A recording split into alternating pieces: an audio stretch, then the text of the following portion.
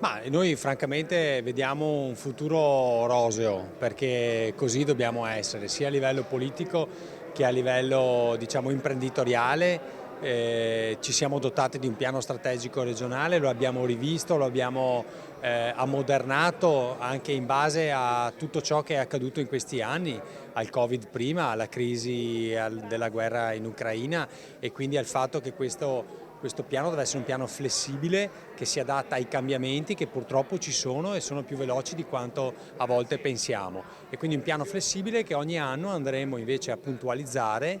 ascoltando gli operatori e mettendo le risorse a disposizione per poter creare tutte quelle sinergie necessarie per incrementare il nostro turismo, ma soprattutto un turismo di qualità e sostenibile. Il dialogo con il governo è fondamentale non solo per quanto riguarda l'aspetto turistico, ma in questo caso oggi abbiamo affrontato anche tutto il tema relativo alle concessioni balneari, alla modifica della normativa nazionale, sulla quale la Regione Veneto c'è stata fin dall'inizio, facendo delle proposte concrete, portando degli emendamenti, modificando la legge, basandosi su quella che era anche la nostra legge 33, che già era una legge all'avanguardia per quanto riguarda il tema delle concessioni balneari. Con quale obiettivo? Quello di fare sì le gare o le